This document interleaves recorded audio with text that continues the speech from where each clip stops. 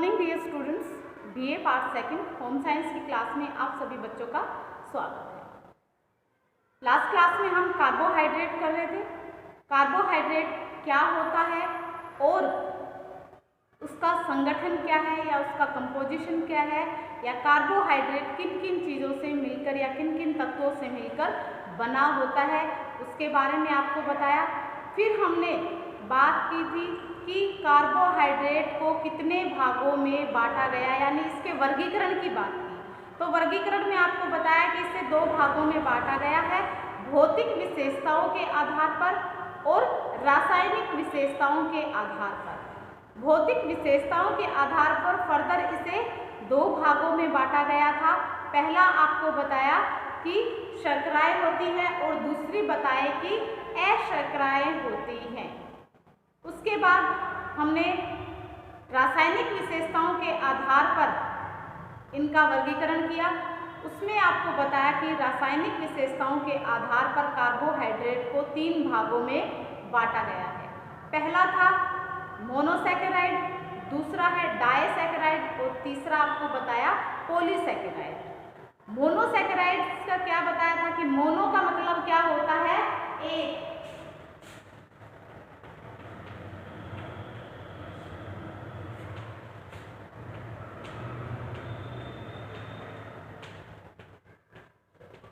Monosaccharides बताया, mono का मतलब होता है एक इकाई, और सैकेराइड का मतलब क्या होता था कि शर्करा।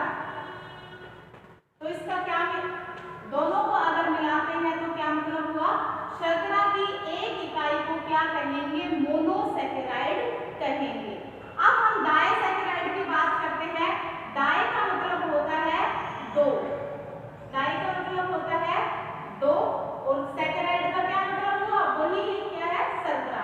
यानी शर्करा की दो इकाइयां, दो मोनोसैकेराइड, मोनोसैकेराइड प्लस मोनोसैकेराइड, दो मोनोसैकेराइड यानी शर्करा की दो इकाइयां मिलकर डाइसैकेराइड का निर्माण करती है।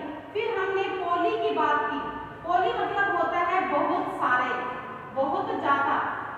तो तीन या तीन से ज्यादा जब मोनोसैकेराइड्स की यूनिट जुड़ जाती है तो वो पॉलीसैकेराइड का निर्माण करते हैं। मोनोसैकेराइड के अंतर्गत आपको बताया कि कौन कौन से कार्बोहाइड्रेट्स होते हैं। सबसे पहले हमने मोनोसैकेराइड की बात की।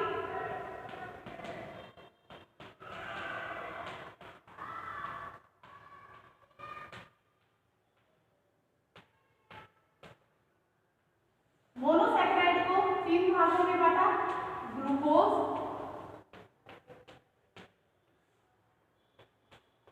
दूसरा था फ्रक्टोज, फ्रुक्टोज, और तीसरा जो आपको बताया है वो है गैलेक्टोज। ये तीन मोनोसैकेराइड्स होते हैं। ग्लूकोज की मात्रा आपको बताया था कि ब्लड के अंदर कितनी होनी चाहिए, सामान्यतः ब्लड के अंदर ग्लूकोज की मात्रा 80 मिलीग्राम पर ml होनी चाहिए। हमारे ब्लड के अंदर सामान्य जो ग्लूकोज का लेवल है कितना होना चाहिए, 80 मिलीग्राम पर 100 ml, यानी 100 ml जो ब्लड है उसके अंदर 80 मिलीग्राम ग्लूकोज की मात्रा होनी चाहिए।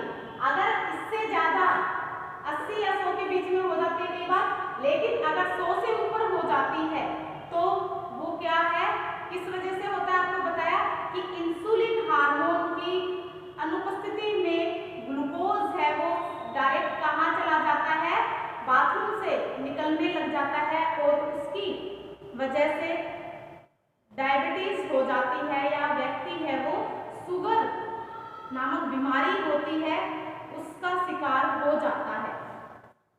तो आपको पता होना चाहिए कि ग्लूकोज की सामान्य लेवल ब्लड के अंदर कितना होता है।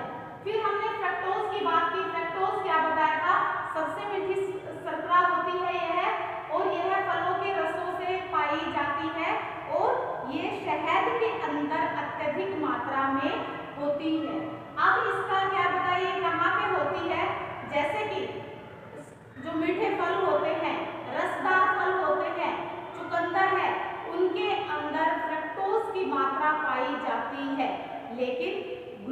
ग्लूकोज की मात्रा भी पाई जाती है। आपको पहले बताया कि ग्लूकोज भी इन्हीं के अंदर होता है। ग्लूकोज के साथ साथ फ्रक्टोज की जो मात्रा है वो भी इसके अंदर पाई जाती है। अब हम ग्लैक्टोज की बात करते हैं कि ग्लैक्टोज क्या होता है। तो ग्लैक्टोज क्या है इसके अंदर, ये पोषण की दृष्टि से जो ग्लैक्टोज है वो मुख्य कार्बोहाइड्रेट है, अत्यंत ही महत्वपूर्ण एवं उपयोगी कार्बोज है। यह प्रकृति में स्वतंत्र रूप से विद्यमान नहीं रहता है, अपितु इसे लेना पड़ता है भोजन के द्वारा। और जैसे कि दुग्ध शर्करा, दूध जो होता है, दूध जिसे लैक्टोज कहते हैं, आगे आपके आएगा ये, तो आपको बताएंगे कि मोनोसैकेराइड के अंतर्गत आएगा। तो लैक्टोज के अंदर ही क्या पाया जाता है, लैक्टोज का जब पाचन होता है, यानी कि दूध जो हम पीते हैं, दूध के अंदर लैक्टोज होता है, और लैक्टोज का जब पाचन होता है तो वो टूट जाता है, और टूटने के बाद एक यूनिट उसकी किसकी होती है, एक यूनिट ग्लूकोज की होती है और एक अणु ग्लैक्टोज की होती है। यानी ग्लैक्टोज है वो प्रकृति में स्वतंत्र रूप से नहीं पाया जाता है, अपितु वो कन्वर्ट होता है। तो ये किसमें पाया जाता है, ये लैक्टोज के अंदर पाया जाता है, दुग्ध शर्करा जो होती है। जब दूध पीते हैं तो दूध के अंदर क्या पाया जाता है, लैक्टोज पाया जाता है। और जब लैक्टोज टूटता है, ये टूटने के बाद क्योंकि ये क्या है, अभी आपको बताऊंगी ये क्या है, मोनोसैकेराइड, सॉरी डाइसैकेराइड है। डाई का मतलब क्या होता है, दो सैकेराइड्स, दो शर्करा इसके अंदर मिली होती हैं। तो दो शर्करा कौन सी होंगी, एक इसके अंदर होगा ग्लूकोज। जब लैक्टोज का पाचन होगा शरीर में तो एक यूनिट इसकी ग्लूकोज की होगी और प्लस एक यूनिट इसकी किसकी होगी, ग्लैक्टोज की होगी। और इस प्रकार से क्या प्राप्त होता है, हमें लैक्टोज की प्राप्ति होती है। तो ये है हमारा लैक्टोज। परंतु रक्त वाहिनियों में ग्लैक्टोज का सीधा अवशोषण नहीं होता है।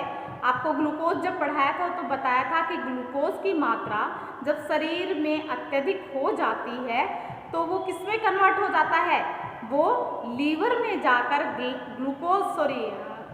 ग्लाइकोज इसके रूप में, ग्लैक्टोज के रूप में वहाँ पर इकट्ठा हो जाता है।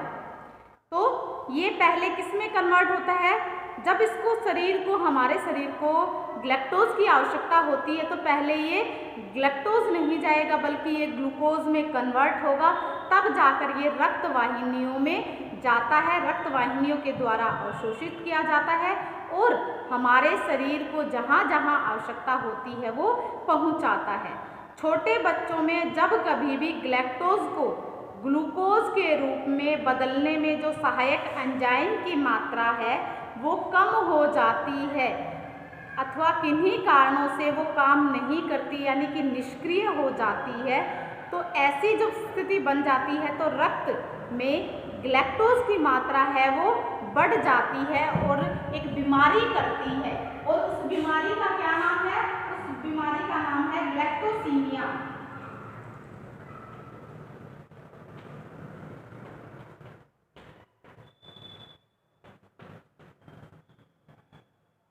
ये छोटे बच्चों में बीमारी हो जाती है जिसे क्या कहते हैं, ग्लैक्टोसीमिया। ग्लैक्टोसीमिया नामक बीमारी हो जाती है। तो ये था ग्लैक्टोज हमारे। अब ये हो गए मोनोसैकेराइड। आपको एक बार फिर बता देती हूँ मोनोसैकेराइड कौन कौन से हैं, ये इंपॉर्टेंट है, ग्लूकोज, फ्रुक्टोज और ग्लैक्टोज। ग्लूकोज ये तो हमें प्रकृति से मिल जाता है लेकिन ये स्वतंत्र रूप से नहीं मिलता है। इसको लेने के लिए हमें दुग्ध शर्करा लेनी पड़ती है, दूध पीना पड़ता है। दूध पीते हैं तो लैक्टोज होता है दूध के अंदर और वो टूटता है, एक यूनिट ग्लूकोज होती है, एक यूनिट ग्लैक्टोज मिलती है। अगर बच्चों में क्या हो जाता है, ग्लैक्टोसीमिया नामक बीमारी हो जाती है, इसके ठीक प्रकार से अवशोषण नहीं होने के कारण एंजाइम्स की अनुपस्थिति में ग्लैक्टोसीमिया नामक बीमारी हो जाती है। अब करेंगे हम डाइसैकेराइड।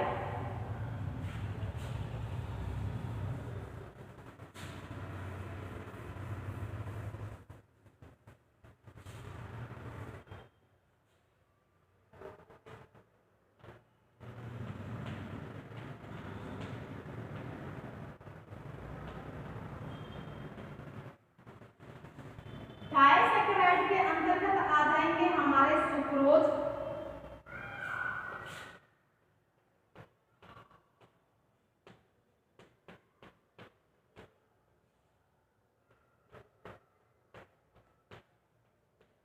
माल्टोज और एक आ जाएगा हमारा लैक्टोज।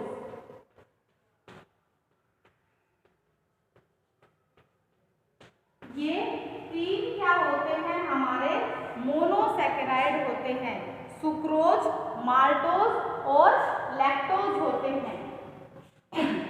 सुक्रोज जो होते हैं वो क्या है, अभी आपको बताया डायसैकेराइड क्या होते हैं। जब मोनोसैकेराइड के दो अणु आपस में मिल जाते हैं तो मिलकर घनीभूत क्रिया करते हैं, यानी रिएक्शन करते हैं, तो क्या बन जाता है, डायसैकेराइड बन जाता है। तो एक अणु जल तथा एक अणु डायसैकेराइड का निर्माण होता है। इस प्रकार डायसैकेराइड में मोनोसैकेराइड के दो अणु विद्यमान होते हैं। दो अणु ग्लूकोज आपस में मिलकर एक अणु माल्टोज बनाते हैं। इसी प्रकार एक अणु ग्लूकोज और एक अणु लैक्टोज मिलकर किसका निर्माण करते हैं, अभी आपको बताया था, लैक्टोज का निर्माण करते हैं। तो इस प्रकार से ये क्या है, हमारा सुक्रोज, माल्टोज और लैक्टोज हैं।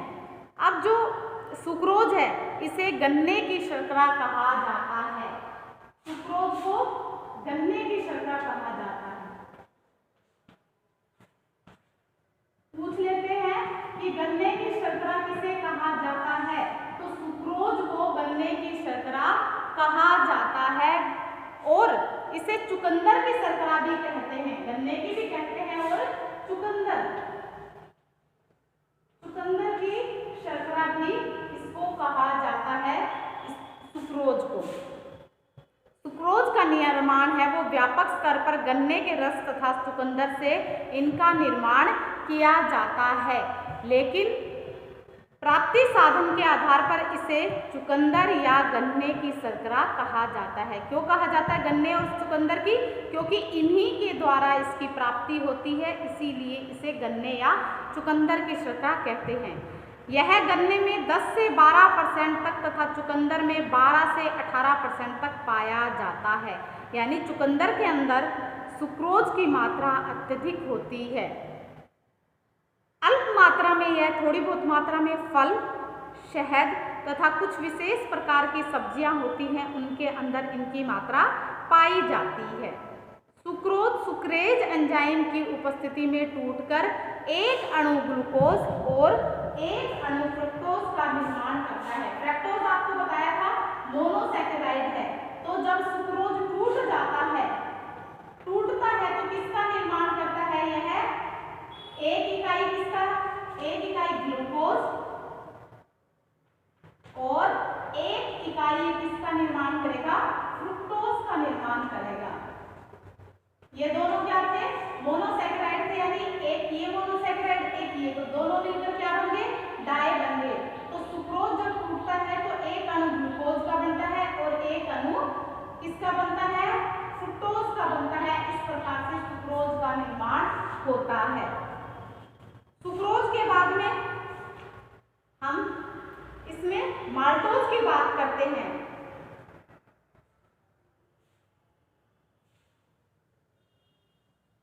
माल्टोज को दही की शर्करा कहा जाता है।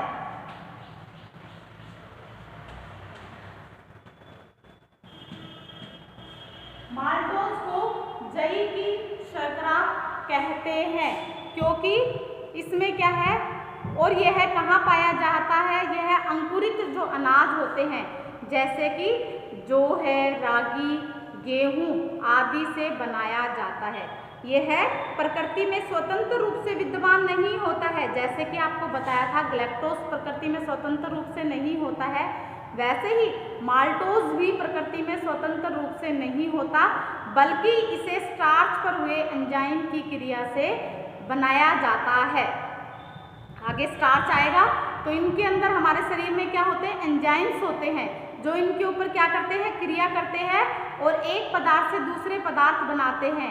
जब हमने आपको क्या बताया था, चयापचय पढ़ाया था, तो बताया था उपचय और अपचय।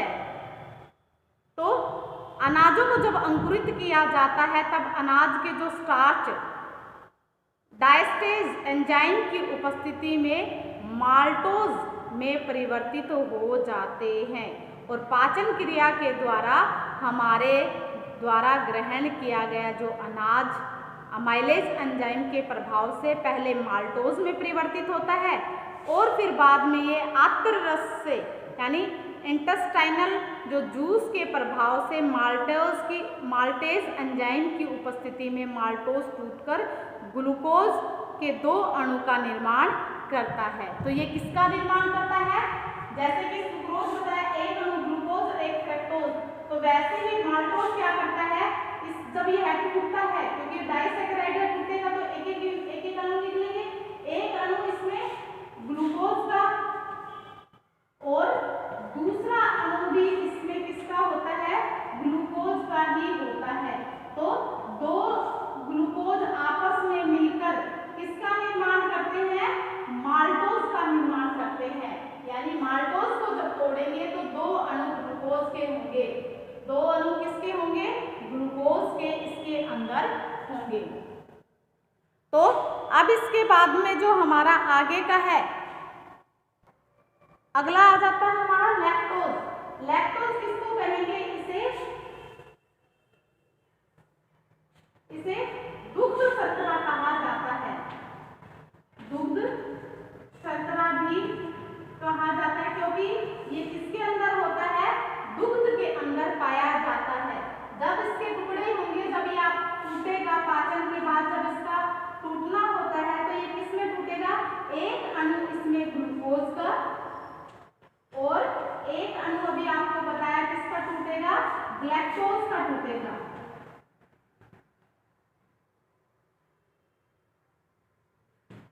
तो इस प्रकार से ये मोनोसैकेराइड और ये मोनोसैकेराइड तो क्या हो गया, लैक्टोज किससे मिलकर बना होता है, एक अणु ग्लूकोज और एक अणु लैक्टोज से मिलकर लैक्टोज का निर्माण होता है। इसे दुग्ध शर्करा कहा जाता है। दूध में इसकी मात्रा सर्वाधिक होती है। माँ के दूध में लैक्टोज की जो मात्रा है वो गाय और भैंस के दूध से ज़्यादा होती है। माँ के दूध में लैक्टोज की मात्रा 6 to 7% होती है, वहीं गाय के दूध में 4.5 से 5% तक लैक्टोज की मात्रा उपस्थित होती है। लैक्टोज है वो वनस्पति, लैक्टोज शर्करा वनस्पति जगत में नहीं पाया जाता है कि कहें कि हमें फलों से और फ्रूट्स सब्जियां वगैरह खाते हैं उनसे इनकी प्राप्ति नहीं होती। इसकी प्राप्ति कहाँ होती है, जो स्तन ग्रंथियां हैं उनके द्वारा इनकी प्राप्ति होती है। कहें कि दूध में इसकी उपस्थिति होती है। तो ये हो गए हमारे डाइसैकेराइड। अब पॉलीसैकेराइड की बात करते हैं।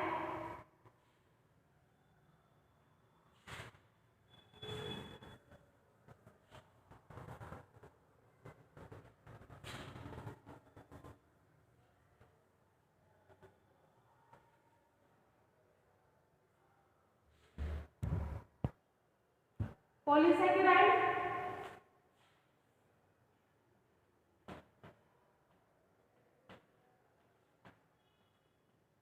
पॉलीसैकेराइड हम आपको कितने बताए थे, वो 5 बताए थे। कौन कौन से बताए थे,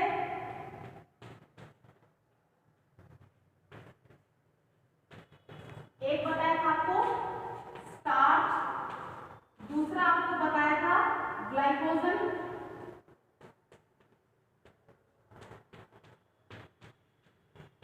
अगला बताया था आपको ग्लाइकोजन के बाद में बताया था सेलुलोज,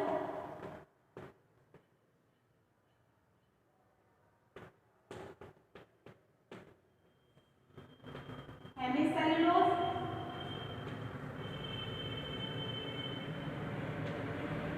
और एक और क्या बताया था आपको, पैक्टिन। ये क्या है, पॉलीसैकेराइड्स बताए थे। पॉलीसैकेराइड के उदाहरण हैं। सबसे पहले स्टार्च की बात करते हैं। सबसे जो पॉलीसैकेराइड है वो जटिल कार्बोज पदार्थ होते हैं। वनस्पति जगत से इनकी प्राप्ति होती है। और पॉलीसैकेराइड कौन कौन से आपको बताया है, इसके अंतर्गत स्टार्च है, ग्लाइकोजन है, सेलुलोज है, हेमिसेलुलोज है और पेक्टिन पाया जाता है। और जो ये पॉलीसैकेराइड हैं ये जल में बहुत ही कम घुलते हैं, अत्यंत कम मात्रा में ये घुलनशील होते हैं और इनकी प्राप्ति पौधों के वृद्धि एवं विकास के लिए ज़्यादा उपयोगी और लाभकारी होते हैं, क्योंकि पानी की उपस्थिति में ही पेड़ पौधे अपने जड़, तना, बीज, फल आदि में स्टार्च को संग्रहित करके रखते हैं, यानी उनको स्टोर करके रखते हैं। यदि स्टार्च जल में अधिक घुलनशील होता है तो पौधे इनका संचय नहीं कर पाते हैं, क्योंकि हम पौधों में पानी डालते हैं, अगर ये घुलनशील होता तो ये पानी के साथ बहकर निकल जाता, लेकिन ये क्या होते हैं, पानी में घुलनशील नहीं होते हैं। इस वजह से इनका जो स्टोरेज है, इनका जो संचय है वो पौधों के जड़, तना, फूल, पत्तियाँ इत्यादि, बीज इत्यादि में इनका हो जाता है। तो हमारा जो एक पहला जो आपको बताया कि क्या है, स्टार्च होता है। स्टार्च में स्टार्च किसको कहेंगे, स्टार्च वनस्पति जगत यानी कि पेड़ पौधों से स्टार्च की प्राप्ति होती है और मुख्य स्रोत क्या है इसके, पेड़ पौधे ही हैं। गेहूं, चावल, बाजरा, मक्की, जौ, रागी आदि अनाजों में इनकी जो मात्रा है, स्टार्च की जो मात्रा है 70 to 80% तक पाई जाती है। अनाजों में इसकी मात्रा कितनी पाई जाती है, 70 to 80% तक स्टार्च की मात्रा अनाजों के अंतर्गत पाई जाती है। जड़ एवं तने वाली सब्जियों में यह 20 से 23%, 35% तक इनकी उपस्थिति होती है। सूखे बीज जैसे कि मटर है, सेम है, ग्वार फली है आदि में इनकी जो मात्रा है वो 40% तक होती है। और कच्चे केले और सेब में स्टार्च की मात्रा अधिक होती है, परंतु जैसे जैसे ये फल पकते जाते हैं तो आपने देखा है जैसे जैसे फल कच्चे होते हैं तो वो थोड़े कड़वे कड़वे से लगते हैं, उनमें स्टार्च की मात्रा होती है, लेकिन जैसे जैसे वो पकते जाते हैं तो स्टार्च मोनो तथा डाइसैकेराइड में परिवर्तित हो जाता है, क्योंकि स्टार्च किसके अंतर्गत आता है, पॉलीसैकेराइड के अंतर्गत। जब कच्चे होते हैं तो पहले पॉलीसैकेराइड होता है, लेकिन जब आप देखते हो कोई भी फ्रूट है जब वो पकने लग जाता है तो वो मोनो और डाई में कन्वर्ट हो जाता है, तभी उनकी मिठास बढ़ जाती है। इसी की वजह से ही फलों में आपको बताया कि जैसे जैसे फल कच्चे होते हैं तो उनकी मिठास कम होती है, लेकिन जैसे जैसे वो पकते जाते हैं तो उनकी मिठास ज़्यादा हो जाती है। ऐसे ही जब बीज होते हैं, बीज कच्ची अवस्था में होती है तो उनके अंदर मिठास होती है। जैसे कि आप मटर खाते हो और फलियां वगैरह खाते हो, कच्ची फलियां खाते हो तो आप देखते हो कि आपको मीठे लगते हैं, और जब सीज़न खत्म होने लग जाता है मटर का या फलियां चली जाती, पक्की हो जाती हैं या मटर पक्के हो जाते हैं तो आप देखते हो कि उनका जो टेस्ट है वो थोड़ा सा, उनमें मिठास नहीं रहती। तो वो किस वजह से होता है, क्योंकि जब बीज कच्ची अवस्था में होता है तो उनका जो स्टार्च होता है वो कम होता है, लेकिन जैसे जैसे बीज पकते जाते हैं तो स्टार्च पक जाता है और उनमें स्टार्च की मात्रा अत्यधिक हो जाती है, इस वजह से उनकी मिठास है वो कम हो जाती है। अगला जो हमारा पॉलीसैकेराइड है वो है कार्बोज, वो है ग्लाइकोजन। ग्लाइकोजन क्या होता है, ये प्राणी कार्बोज भी इसको कहते हैं। पेड़ पौधों में यह पूर्णतः अनुपस्थित होता है, वनस्पति जगत से नहीं मिलता है, बल्कि यह मानव और जानवरों के यकृत एवं मांसपेशियों में पाया जाता है। कैसे पाया जाता है, जैसे ग्लाइकोजन आपको पहले भी बताया कि ग्लूकोज है वो किसमें कन्वर्ट होता है, ग्लाइकोजन में कन्वर्ट होता है। ग्लूकोज की मात्रा जब शरीर में बढ़ जाती है तो वो ग्लाइकोजन के रूप में लीवर में जाकर स्टोर हो जाता है, यकृत में स्टोर हो जाता है, चाहे वो मानव हो चाहे वो जानवर हो। तो उनके मानव और जो जानवर होते हैं उनके यकृत और मांसपेशियों में ग्लाइकोजन स्टोर हो जाता है। और जब हमारे शरीर को ग्लाइकोजन की या कहें ग्लूकोज की आवश्यकता होती है तो ग्लाइकोजन वैसे के वैसे काम नहीं करेगा, बल्कि ये क्या करेगा, पहले ग्लाइकोजन ग्लूकोज में कन्वर्ट होगा, तब जाकर शरीर की मांसपेशियों के द्वारा रक्त के द्वारा इसका अवशोषण होता है। इसके अतिरिक्त आपको बताया शरीर में ग्लाइकोजन का संग्रह केवल यकृत तथा मांसपेशियों द्वारा ही नहीं होता, बल्कि दूसरे अंग इसके संग्रह में भाग नहीं लेते हैं, इन्हीं के द्वारा इनका संग्रह होता है। एक स्वस्थ व्यक्ति के शरीर में 550 ग्राम तक ग्लाइकोजन है वो जमा होता है। 550 ग्राम तक ग्लाइकोजन है वो एक स्वस्थ व्यक्ति के शरीर में जमा होता है। इनमें से 350 ग्राम है वो मांसपेशियों में तथा 200 ग्राम है वो यकृत में स्टोर होता है। तो ये थी हमारे ग्लाइकोजन के निर्माण में फ्रक्टोज तथा ग्लैक्टोज भी भाग लेते हैं। अब अगला जो हमारा आपको बताया वो क्या है, सेलुलोज बताया। सेलुलोज ग्लूकोज की कई इकाइयों से मिलकर बना होता है। ग्लूकोज एक ही इकाई है और कई ग्लूकोज की इकाइयां आपस में मिलकर सेलुलोज का निर्माण करती हैं। इसमें ग्लूकोज एक सीधी एवं शाखाओं वाली श्रृंखला में आकर जुड़ते रहते हैं। चाहे तो वो सीधा जुड़ता रहे कि यहाँ पर आपस में जुड़ते रहे, चाहे वो क्या करे इधर जुड़ जाते हैं, श्रृंखला के रूप में जुड़ जाते हैं, ऐसे भी क्या है वो जुड़ते रहते हैं और सेलुलोज का निर्माण करते हैं। सेलुलोज अनाज और दाल, फल, सब्जियों, छिलकों के रेशे में विद्यमान होता है। जो भी हम फ्रूट्स खाते हैं या अनाज खाते हैं और उसके जो ऊपर का छिलका होता है उसके अंदर सेलुलोज की मात्रा पाई जाती है। अक्सर देखने में हम देखते हैं कि भिंडी, बैंगन, पालक, सहजन, मूली, गाजर, लौकी आदि सब्जियों को समय से अगर नहीं तोड़ा जाता है तो जब ये परिपक्व हो जाती है, जब ये पक जाती हैं और उनमें जो उपस्थित मोनो अथवा डायसैकेराइड है वो पॉलीसैकेराइड में बदल जाते हैं, जिससे सब्जियां कड़ी हो जाती हैं। किस वजह से कड़ी होती है, सब्जियां जब तोड़ते नहीं हैं, जब उस पर पक जाती हैं तो वो पहले इनके अंदर मोनो होता है, फिर डाई में, फिर ये पॉलीसैकेराइड में कन्वर्ट हो जाती हैं। तो ये है हमारा सेलुलोज। सेलुलोज जो होता है वो अघुलनशील होता है।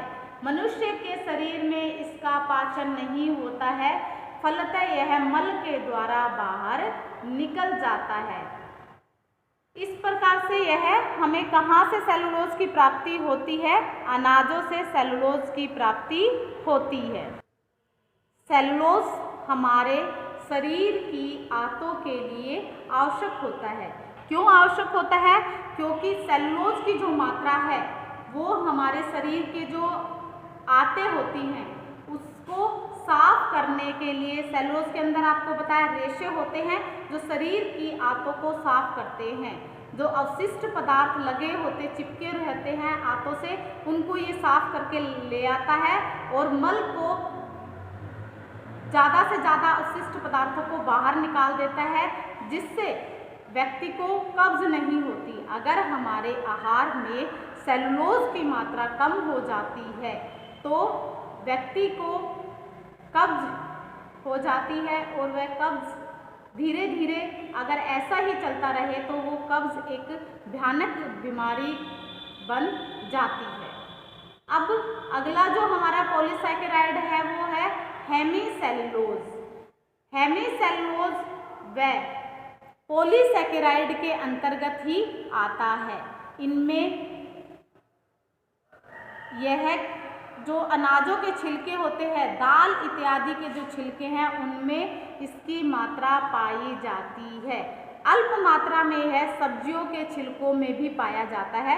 अगर हम हेमीसेलुलोज की बात करते हैं तो इसकी मात्रा दालों के छिलकों में अधिक पाई जाती है और जो सब्जियों के छिलके होते हैं उसमें इनकी मात्रा कम पाई जाती है। मनुष्य में हेमीसेलुलोज का पाचन नहीं होता है, क्योंकि इस पर अमाइलेज नामक जो एंजाइम है वो क्रिया नहीं कर पाता है, जिससे परंतु ये आंतों के स्वास्थ्य के लिए आवश्यक होते हैं। और ये क्या करते हैं, ये आंतों के भोज्य अपच पदार्थों के साथ मिलकर भार प्रदान करते हैं तथा कब्ज को दूर करने में सहायक सिद्ध होते हैं। अगला और लास्ट है हमारा जो पॉलीसैकेराइड है वो है पेक्टिन। पेक्टिन यह फलों के छिलकों एवं कुछ जड़ वाली जो सब्जियां हैं उनके अंदर इनकी मात्रा पाई जाती है। पके फलों के छिलकों के ठीक नीचे पेक्टिन की मात्रा उपस्थित होती है। जानवरों के नाखूनों और खुर में यह पाया जाता है बहुत अधिक मात्रा में, या कहें कि पेक्टिन की जो मात्रा है वो जानवरों में खुर जो होते हैं, उनके जो नाखून होते हैं उनके अंदर इनकी मात्रा पाई जाती है। शरीर में न तो पाचन होता है इसका और न ही इसका कोई कैलोरी मूल्य होता है कि कहे कि ये हमारे शरीर को कोई भी एनर्जी नहीं देते हैं। ये जैम, जेली इत्यादि जो बनते हैं उनमें पेक्टिन का यूज़ होता है और वो उसको स्वादिष्ट बना देते हैं, जिसे आप देखते हो कि जैम, जेली वगैरह हैं उनको बच्चे जो हैं वो कितने पसंद करते हैं। तो दवा निर्माण में भी पेक्टिन का प्रयोग किया जाता है और जो जैम और जेली वगैरह जो बनती है उनके अंदर भी पेक्टिन का प्रयोग किया जाता है। अब कार्बोज प्राप्ति के साधन कौन कौन से हैं? ये हमारा हो गया कार्बोहाइड्रेट के वर्गीकरण के बारे में हमने सारा डिटेल से पढ़ा। अब इसके प्राप्ति के साधन कि कार्बोज की जो प्राप्ति है वो कहाँ से होती है। आप कहोगे कि हमें कार्बोज कहाँ से लेना है, कहाँ से खाना है, तो कहाँ से इसकी प्राप्ति करोगे? सर्वाधिक जो इनकी मात्रा है वो किसमें पाई जाती है? शक्कर के अंदर। गुड़, मीठा जो खाते हैं, शक्कर है, गुड़ है, शहद है, इनके अंदर कार्बोज की मात्रा अधिक होती है। हरा चना, चावल, गेहूं का आटा, मैदा, किशमिश, अंजीर, खजूर, केला, गाय का दूध, आम इत्यादि में कार्बोज की प्राप्ति होती है। और सभी प्रकार के जो अनाज होते हैं जैसे गेहूं, बाजरा, जौ, जवार, मक्की, रागी इत्यादि में इनकी प्राप्ति होती है। शक्कर, गुड़ में भी, बूरा जो होती है, शहद होती है, दालें हैं, इनके अंदर भी कार्बोज की प्राप्ति होती है। शक्कर के अंदर सर्वाधिक इसकी प्राप्ति होती है। शक्कर के अंदर इनकी प्राप्ति कितनी होती है? अगर आप शक्कर खाते हो तो आपको 99.4% तक कार्बोज की प्राप्ति होती है, एनर्जी मिल जाती है। आप गुड़, शक्कर वगैरह खाते हो, चीनी खाते हो, तो आप क्या देखते हो कि आप चीनी लेते ही आपके शरीर में ताकत आ जाती है, क्योंकि वो क्या कर देता है, कार्बोज हो जाता है। और कार्बोज की वजह से क्या हो जाता है, शरीर में मोटापा चढ़ जाता है। अगर हम सर्वाधिक मात्रा बहुत ज़्यादा कार्बोज लेते हैं, इसका इंटेक ज़्यादा करते हैं, तो व्यक्ति है वो मोटापे का शिकार भी हो जाता है। गुड़ में इसकी मात्रा 95% पाई जाती है। शहद में इसकी जो मात्रा है वो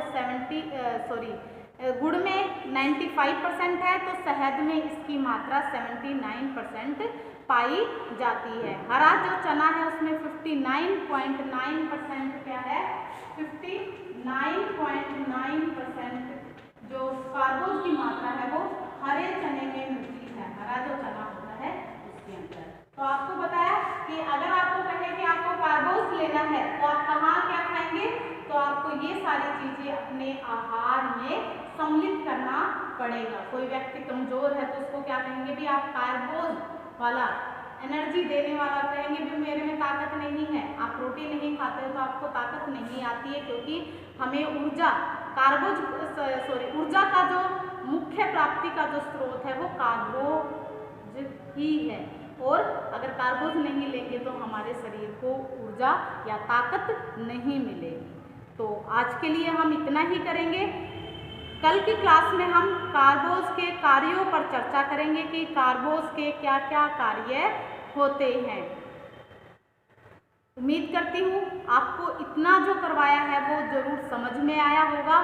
आप प्लीज़ इसको ध्यान से पढ़ा करें, क्योंकि आपका जब आगे प्रैक्टिकल में आपके जब डाइट प्लान करोगे तो आहार तालिका जब तैयार करोगे किसी भी व्यक्ति के लिए या किसी बीमार के लिए, किसी बच्चे के लिए, किसी गर्भवती महिला के लिए, धात्री महिला के लिए, तब आपको क्या करना पड़ेगा, ये सारी चीज़ें काम में आएंगी। क्योंकि कार्बोज की प्राप्ति के साधनों की अगर हम बात करते हैं तो मैं बताती हूँ कि भी किसके अंदर कितनी प्राप्ति होती है।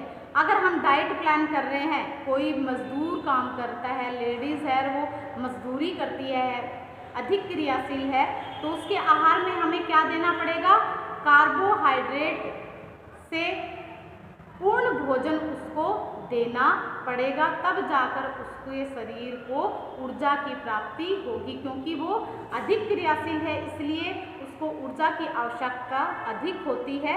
तो इसीलिए आपको मैं बार बार यही कह रही हूँ कि आप जो भी हमारे ये चैप्टर हैं इनको ध्यान से पढ़ें। जैसे कि मैंने प्रोटीन का करवाया, प्रोटीन भी एक इम्पोर्टेंट चैप्टर था और कार्बोहाइड्रेट भी इम्पोर्टेंट है। ये सारा और सिलेबस के अलावा आपके जीवन में भी ये काम आने वाले टॉपिक है, क्योंकि हमारा जो जीवन है उसमें भी आपको नॉलेज होनी चाहिए कि हमें क्या लेना है, किसको क्या देना है, घर में आप किसको देना है, कोई बीमार है तो उसको क्या देना है, कोई कमज़ोर है तो उसको क्या देना है, मोटा है तो उसको क्या कम करना है। तो ये सारी बातें हमें पता होनी चाहिए। तो आज के लिए इतना ही। Okay bye, have a nice day.